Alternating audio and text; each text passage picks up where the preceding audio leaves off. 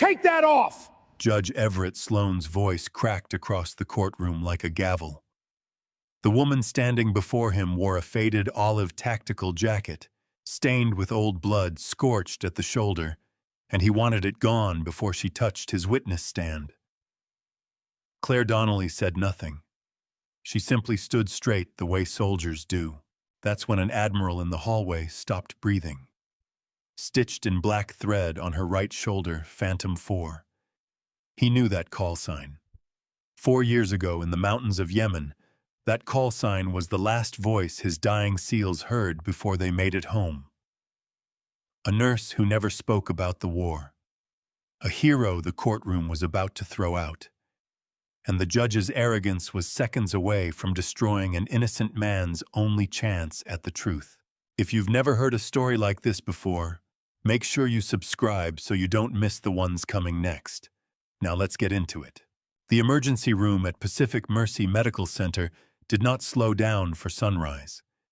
It did not slow down for shift changes, for holidays, or for the kind of exhaustion that settled into a person's bones like concrete. Claire Donnelly had learned that truth a long time ago, not in this hospital, but somewhere far from its fluorescent lights and sanitized corridors, in a place where the difference between fast and slow was measured in whether someone came home or didn't. She carried that knowledge into every shift, and it showed in the way she moved, deliberate, unhurried, even when everything around her was falling apart, the kind of calm that younger nurses mistook for coldness until the moment they needed it most. She had been on her feet for 36 hours when the last ambulance from the Interstate 5 pileup cleared out. 17 patients. 4 critical. 2 surgeries she had scrubbed into when the attending physicians needed an extra set of hands that knew exactly what they were doing. By the time the department finally exhaled, the blood on her dark blue scrubs had dried to a rust color, and the clock on the wall read 11:47 in the morning. She had exactly 53 minutes to get across the city. Claire went to her locker without telling anyone where she was going. She pulled out the jacket. It was olive drab, faded to the color of old moss with a burn mark on the left shoulder that no amount of washing had ever been able to explain away. The cuffs were frayed. The chest pockets had been restitched at some point by someone who was not a tailor. On the right shoulder, pressed against a strip of worn Velcro, was a patch embroidered in black thread, Phantom 4. She put it on the way other people put on armor, not for warmth, not for comfort, but because some things you wear to keep the world from seeing what's underneath. She had not planned to wear it to court. She had not planned to wear it anywhere ever in a room full of strangers. But her clean clothes were at home. Home was 20 minutes in the wrong direction, and Mason Keene had been waiting 3 weeks for this day. She had met Mason 8 months ago through a trauma recovery program for veterans that operated out of a community center near the waterfront. She had gone as a volunteer, which was the only way she ever went anywhere that required her to talk about herself. Mason had been sitting in the back row, arms crossed, radiating the specific kind of stillness that comes not from peace but from the decision to stop fighting every room you walk into. He hadn't spoken during the group session. Neither had Claire. Afterward, when she was gathering her things and trying not to make eye contact with anyone, she noticed him watching her rotate her left wrist, the slow, careful rotation that meant the nerve pain was back. He didn't say anything. He just set a cold water bottle on the table beside her and walked away. She understood in that moment that he was someone who had seen enough pain to know when not to ask questions. That was the beginning of whatever it was. They were not friends exactly, but people who recognized each other. 3 weeks ago, Mason had been walking back to his car through the gas lamp quarter when he heard a woman's voice, tight with the specific terror of someone who knows that screaming will make things worse. He turned into the alley and found 3 men surrounding a waitress named Paige Moreno, one of them pressing a folding knife against the outside of her jacket. What happened in the next 45 seconds was not a brawl. It was the controlled application of training two men on the ground. One with a dislocated shoulder, one with broken ribs, and Trevor Langston against the wall with a fractured jaw and a shattered orbital socket. Then Mason had knelt beside Trevor, disassembled a ballpoint pen with his teeth, and used the plastic tube to open an airway before the man drowned in his own blood. Trevor's father, Harrison Langston, had made his fortune building things in this city and had spent considerable energy ensuring that the city's institutions bent in his direction. By the time the police report was filed, the knife had disappeared from the record. Paige Moreno had been visited by two men in expensive suits who suggested she take some time to think carefully before making any statements, and Mason Keene had been recast as a disturbed veteran who had attacked three unarmed men without provocation. The story had the shape of something plausible enough to stick. All it needed was for no one to push back. Claire was the only person willing to push back who also had the credentials to be believed. She signed out of the hospital at 11:52 and took the fastest route downtown. The San Diego County Superior Court building was the kind of place designed to make people feel small marble floors that echoed ceilings that climbed too high, the ambient authority of a structure that had been deciding people's fates for generations. Courtroom 7B was on the second floor. When Claire pushed through the heavy wooden door, the session had already been called to order. Every head in the room turned. She knew what they saw. A woman in blood-stained scrubs and a battered military jacket, hair still pulled back in the practical knot of someone who had not thought about her hair since the previous morning, walking into a room full of pressed suits and studied composure. At the defense table, Mason looked up.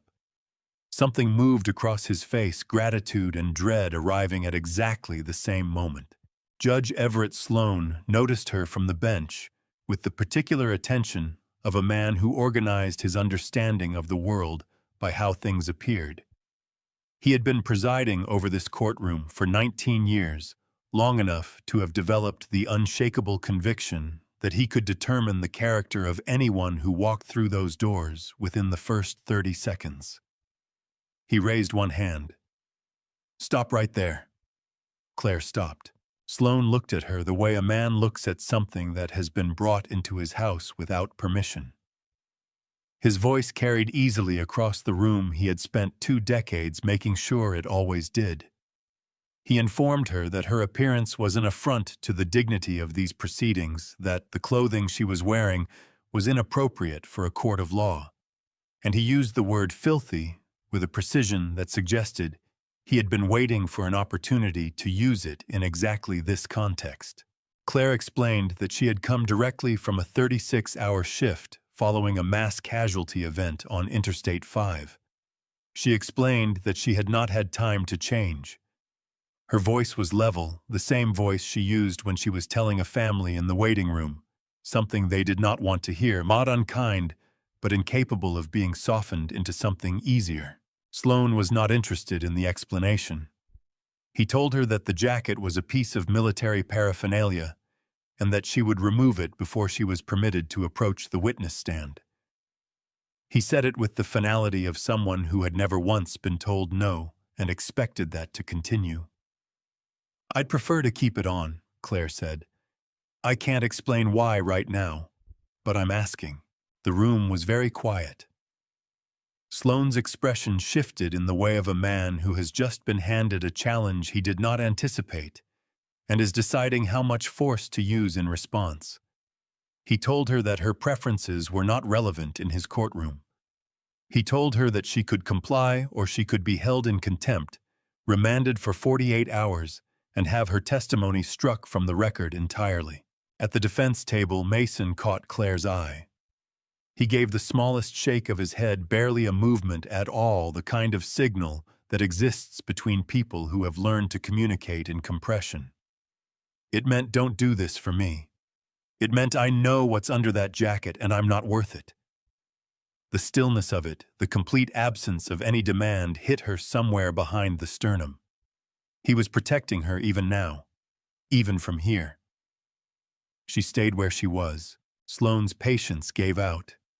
He directed the two court officers flanking the doors to approach the witness and assist her in complying with the court's instruction. The two men began to move. Claire's posture changed. Not dramatically, she didn't step back or raise her hands. She simply became very still, in the way of someone who has been in situations where stillness was the first line of defense. When she spoke, her voice had dropped a register shed. Something becomes something else entirely. Don't touch me. Two armed men stopped walking. They couldn't have explained afterward why they stopped.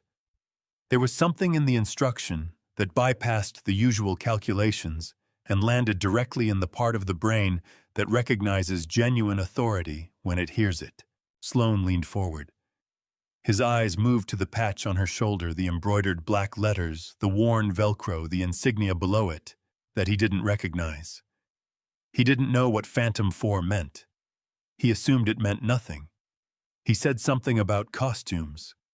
He said something about war games. He said it loudly enough that his voice carried through the old wooden door behind Claire.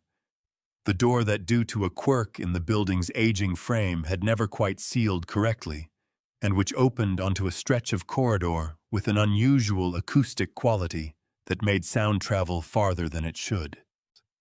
Outside that door, Admiral Conrad Barrett had been standing in the hallway for 14 minutes. His interagency meeting had been delayed. A scheduling conflict between two federal agencies had pushed the start time back by 30 minutes, and his aide had suggested the waiting room on the ground floor. Barrett had declined. He did not wait well in small rooms. He had positioned himself in the corridor outside 7B, hands clasped behind his back, watching the light change at the far window running through the agenda for the afternoon meeting in his head. He was thinking about logistics when he heard the judge's voice through the imperfect door. He heard the words, Phantom 4. He did not move for 3 full seconds, 3 seconds, in which the part of his mind that had spent 30 years processing battlefield information worked through the probability of what he had just heard and arrived at a conclusion that the rest of him wasn't ready for. Then he put his hand on the door. Admiral Conrad Barrett did not open the door the way a man enters a room he has been invited into. He opened it the way a man enters a room where something is going wrong, and he is the only person who understands the full weight of what that means.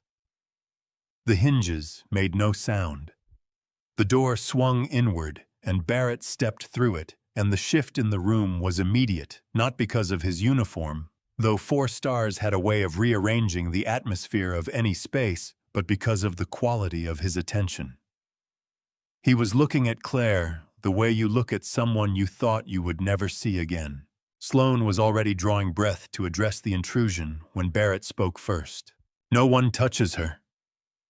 His voice carried no heat, which somehow made it more absolute than if he had shouted. He told the two court officers without looking at them that any physical contact with the woman standing at the center of that room could constitute interference with a federal matter, and that the security footage from the hallway camera was already part of a record that extended well beyond this courtroom's jurisdiction. Sloan's jaw tightened. He had spent 19 years in that chair, and in 19 years, he had developed a precise and well-defended sense of where his authority ended and where it was being challenged. This felt like the latter. He informed Barrett in language that left no ambiguity about his position that this was his courtroom, and that no officer of any branch, regardless of rank, had the standing to issue directives from the gallery without an invitation. He told Barrett's aide, who had followed the Admiral through the door, looking considerably less certain of himself, to escort the Admiral back to the hallway. Barrett did not move. He clasped his hands behind his back, a posture so deeply habitual that it seemed less like a choice and more like the default position his body returned to when the world required steadiness. He said quietly enough that it was almost a private conversation between two men who happened to be in a public room, that if the judge wanted to continue this proceeding on the record, while an ongoing interagency investigation was watching, that was certainly his right. He said he would be happy to wait outside while the court officers made physical contact with a woman whose file was sealed at the highest level of Naval Special Operations. He said it without inflection, the way you state a fact about gravity. The room held its breath. Harrison Langston, seated in the front row with the careful arrangement of a man who had paid to be comfortable in difficult rooms, was no longer comfortable. At the prosecution table, Miles Corbett had set down his pen. The jury box was very still. Sloan sat back. He had not conceded, not yet, not in any way he would have named as such. But the order to the court officers did not come. In the absence of that order, the two men drifted back toward the door, and the room reconfigured itself around the fact that Barrett was staying. Sloan told Claire in a voice that had lost some of its earlier certainty that the court would permit her to approach the stand once the matter of her attire had been resolved. Claire had been watching all of this without expression. She had spent years learning to read rooms in the seconds before things went bad. And she understood exactly what was happening. The argument had been suspended, not ended. Sloan had not changed his mind. He had simply run the calculation and found that direct confrontation with a four-star admiral on camera over a jacket was a position he could not defend publicly. But the contempt charge was still on the table. The testimony was still at risk. And Mason was still sitting at that defense table with his face turned down toward his hands, not watching, because he could not make himself watch. She made the decision the way she had made decisions in much worse places, quickly, cleanly, without waiting to see if a better option would materialize. Claire reached up and pulled the zipper down. The jacket came off in one motion. She folded it over her arm, set it on the railing beside her, and when she straightened and faced the room, there was nothing left to hide behind. From the elbow to the shoulder on both arms, her skin told a story that no one in that courtroom had been prepared for. Burned tissue, mottled and thick, ran in irregular patterns across the outer arm and up toward the joint. Surgical grafts marked the places where the damage had been deepest. There were two scars that anyone with medical or military training would have identified immediately as entry wounds, small dents, the kind that only look minor because of everything that was done afterward to keep the person alive. The scarring was extensive enough and distributed in a pattern specific enough that it was clear these injuries had come within a measurable margin of requiring bilateral amputation. On her right forearm, just below where the worst of the grafting began, there was a tattoo, the trident of the Naval Special Warfare Command, and below it, a date. The date corresponded to a classified operation in the mountains of Yemen 4 years ago that had no official name in any document available to the public. Barrett recognized the date before he recognized anything else. He had spent the better part of 4 years trying not to think about that night, which is different from not thinking about it. He had been in the operations center, hundreds of miles from the mountainside, listening through a radio to the sound of people he was responsible for running out of options. He remembered the voice that had come through the static calm in a way that shouldn't have been possible given what the situation reports were telling him. The voice that had said in the flat professional shorthand of someone focused entirely on the problem in front of them, that she had 4 casualties, 2 critical, and that she needed 12 minutes and for everyone to stop talking on the channel. He had given her the 12 minutes. She had used 11 of them.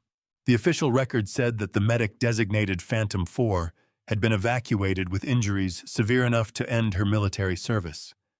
The file had been sealed. He had never learned her name. Barrett crossed the courtroom. He walked past the gallery, past the bar, and the bailiff made no move to stop him. There was something in the Admiral's trajectory that made intervention seem beside the point. He stopped in front of Claire, close enough that they were no longer performing for the room, but simply occupying the same small piece of it. He looked at her face, not at her arms, at her face.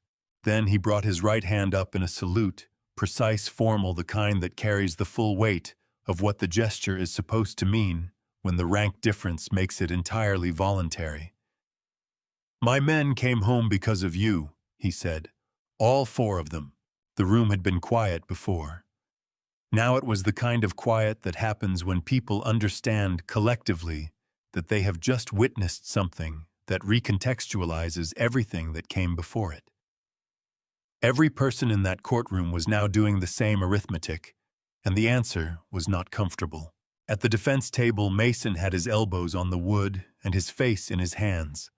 He was not hiding. He simply could not hold his head up under the weight of what he was watching. He knew about those arms.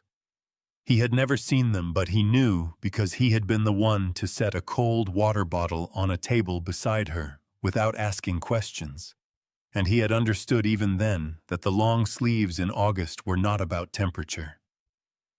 He had never asked, and she had never told him, and that had been the terms of whatever trust existed between them. Now she had blown the whole thing open in a federal courtroom in front of strangers for him, and there was no way to hold that without something breaking. Sloan looked at his own hands. His expression had moved through several versions of itself in the last 2 minutes, and arrived somewhere that wasn't quite recognition and wasn't quite remorse, but occupied the territory between them. The place a man stands when he has done something publicly that he cannot privately justify. He told the court officers to stand down. He told Barrett's aide that the Admiral could remain as an observer. He did not apologize. Not yet. He told Claire she could approach the stand, and his voice had shed the particular authority it had carried since the session began. Claire picked up her jacket, draped it over the railing, and walked to the witness stand. The questioning from the defense moved through the established facts, her professional background, her connection to Mason through the Veterans Recovery Program, her clinical expertise in trauma medicine.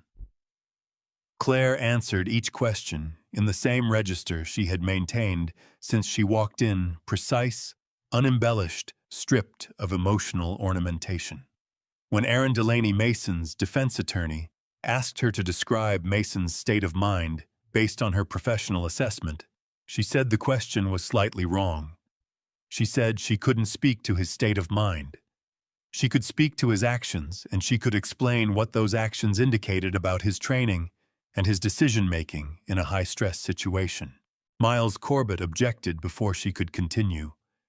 He was a careful prosecutor who knew better than to attack a witness directly when the room's sympathy had shifted, so he attacked the methodology instead, suggesting that Claire's relationship with Mason compromised her objectivity, that her assessment was advocacy dressed as expertise.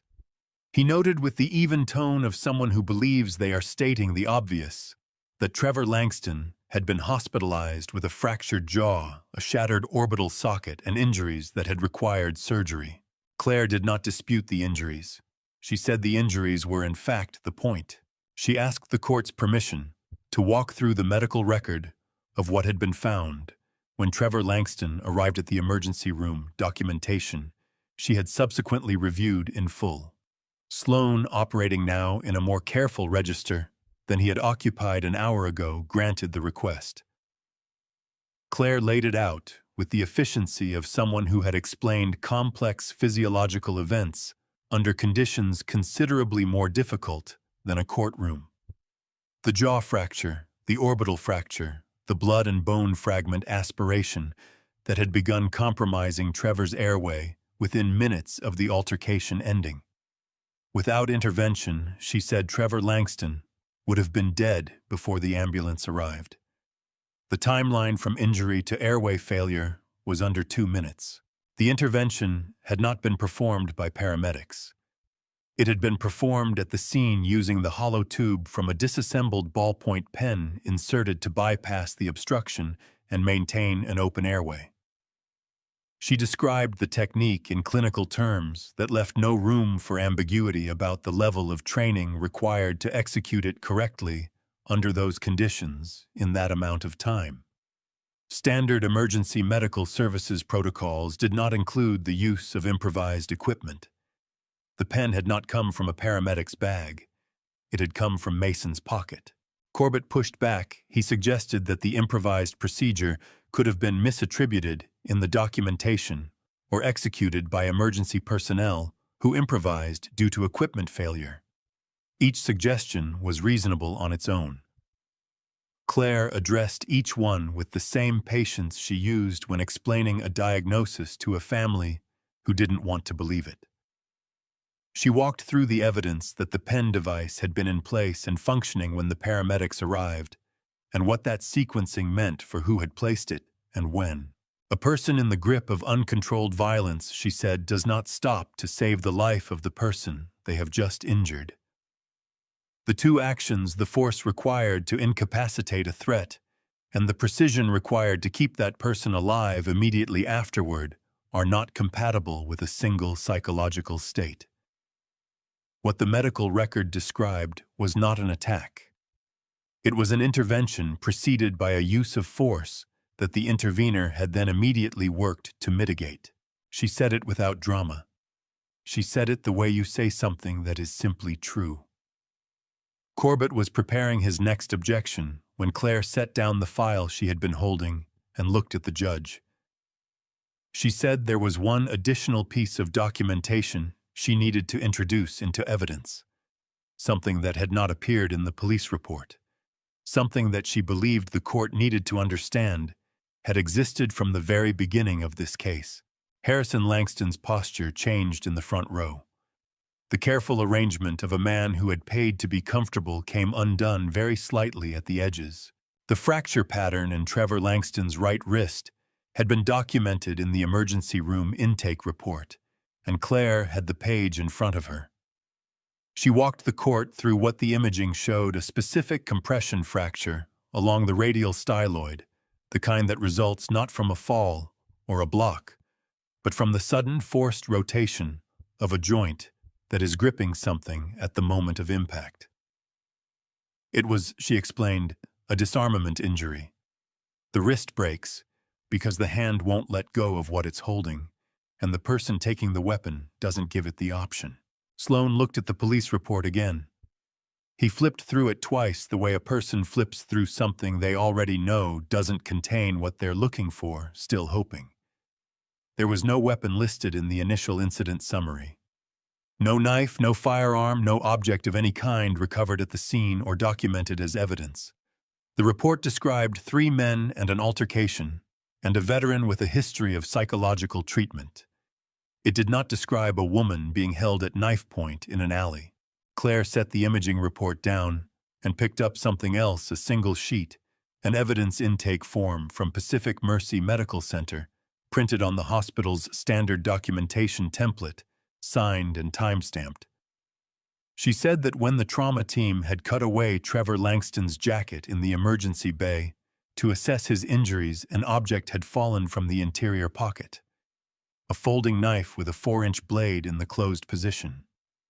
She had been present. She had picked it up herself using a gloved hand, and she had logged it immediately. Time description, condition, location of recovery, before placing it in a sealed evidence bag and transferring it to the hospital's secure property storage where it had remained untouched since that night. She had brought the chain of custody receipt with her. The room did not erupt. It went very still instead, which was worse. The stillness of a place where everyone has just understood something at the same time, and no one is yet sure what to do with the understanding. Miles Corbett set his pen down on the table and did not pick it up again. Harrison Langston was sitting in the front row with his hands on his knees, and the projection of control he had maintained all morning was failing. In real time, his eyes had moved to Corbett and stayed there waiting for something that Corbett was not going to be able to provide. Sloan looked at Claire over the rims of his reading glasses. His voice when he spoke had lost the last of the register it had carried at the start of the session. He asked her to confirm that the knife she had documented had not been turned over to law enforcement had not appeared in any evidence log filed by the responding officers, and had not been referenced in any documentation provided to the prosecution in the preparation of this case. Claire confirmed all three. Sloan asked Corbett to explain the discrepancy. Corbett stood. He was a careful man and a good attorney, and he understood that what he said in the next 30 seconds would define the rest of this afternoon, and possibly considerably more than that. He said he had prosecuted this case based on materials provided by the investigating officers, and that he had no prior knowledge of any weapon recovered at the hospital. He said it steadily, without embellishment, because it was the only position he could take that had any structural integrity. The problem was that his steadiness in this context only made the question worse.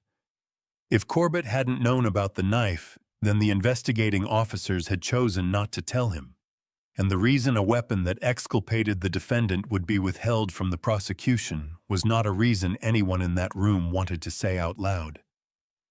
The silence where Corbett's explanation should have been said it for them. Mason lifted his face from his hands. He had been in that position for a long time, long enough that his attorney, Aaron Delaney, had placed a hand on his shoulder at some point, though Mason hadn't fully registered it. He looked first at Claire, then at Harrison Langston, and his expression did something that no one who hadn't lived through the specific combination of relief and devastation would have been able to read correctly. He had spent 3 weeks being told that what he remembered from that alley was not what had happened. He had read the police report. He had seen his own actions described in language calibrated to make him sound like a danger to himself and everyone around him. Now he was looking at a man in the front row who had paid in some specific and documentable way for that version of events to exist. The knowledge settled into Mason's face like something very heavy coming to rest. Sloan removed his glasses.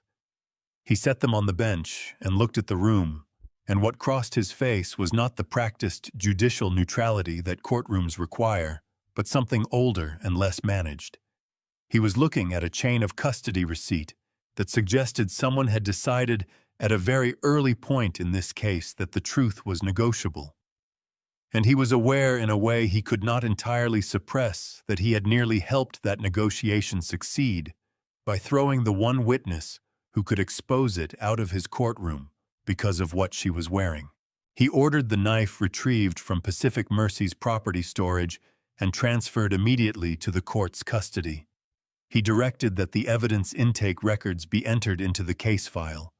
He told Corbett that the matter of the missing weapon documentation was being referred to the presiding judge of the criminal division for a review, and that the investigating officers named in the original incident report would be required to provide written explanations for the discrepancy within 72 hours. He said the words obstruction and misconduct in the flat procedural tone of a man who is being very careful not to say more than he can currently support. But the words were in the room now, and they were not going to leave. Then he looked at the case file in front of him. The medical documentation, the chain of custody receipt, the imaging report describing a wrist injury consistent with forcible disarmament, the clinical analysis of an improvised airway procedure performed in under 2 minutes on the man who had just been threatening a woman with a knife. He closed the file.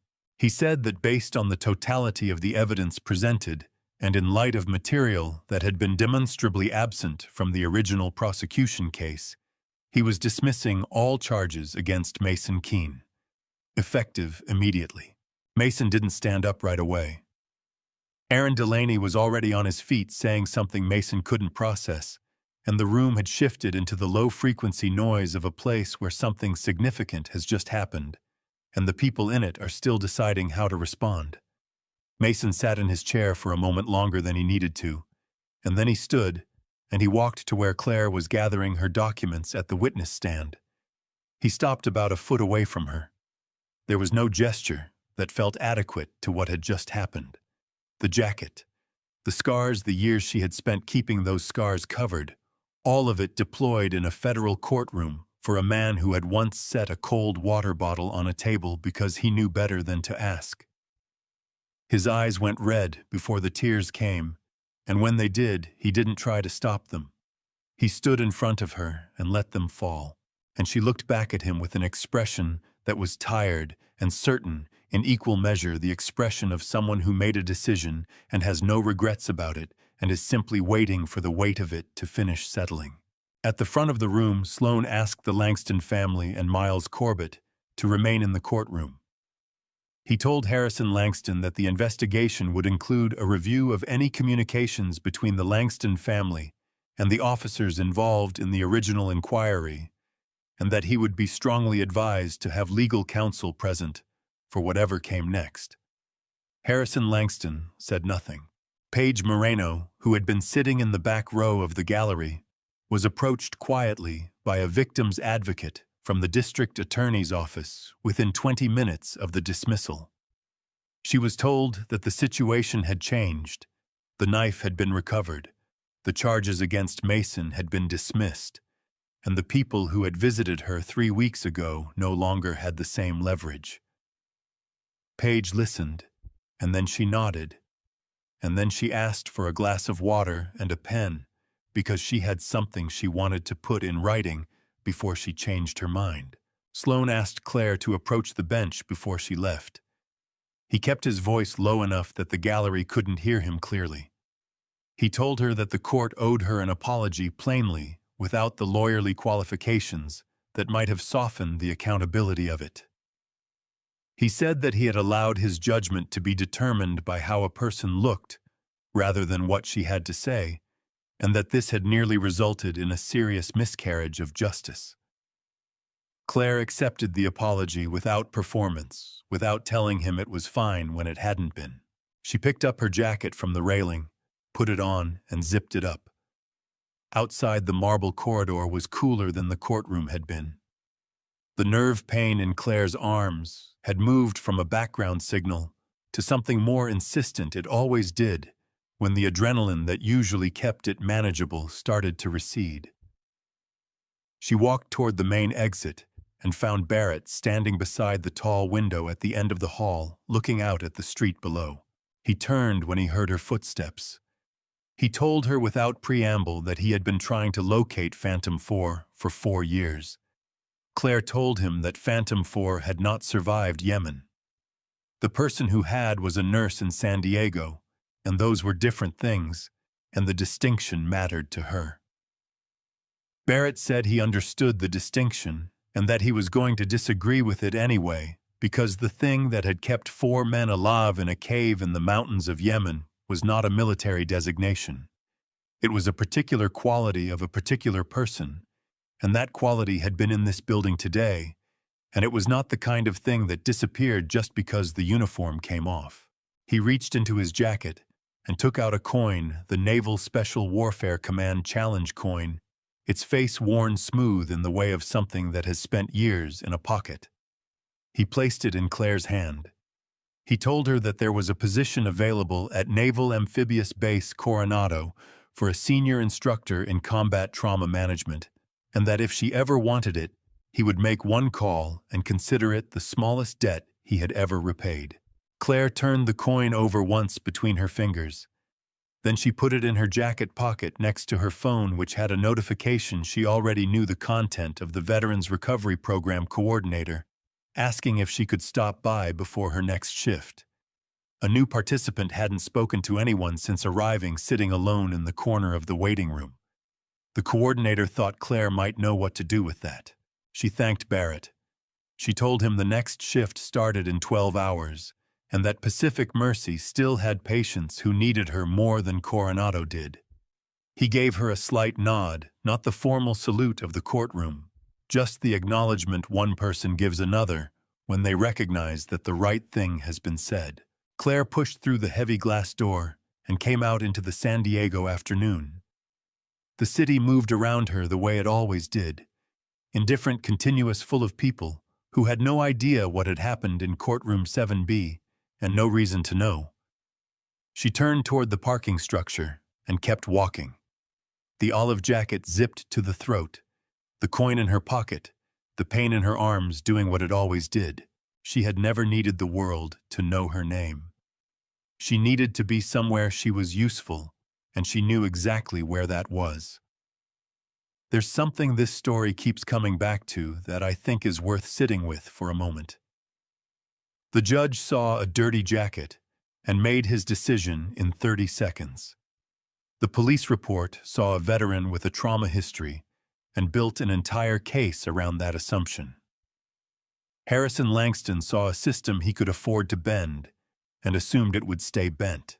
Every single one of them was wrong, not because they lacked information, but because they stopped looking the moment they thought they already understood. Claire didn't win because she was a hero. She won because she showed up with evidence with precision and with the willingness to pay a personal cost for someone else's truth. Those aren't military qualities. Those are human ones. We walk past people like Claire every single day, people carrying things we can't see, choosing quietly to show up for someone else anyway. The least we can do is not make up our minds about them before they've had the chance to speak. If this story stayed with you, share it with someone who needs to hear it today. And if you want more stories like this one, the kind that remind you what people are actually capable of, subscribe so you're here for the next one. We'll see you then.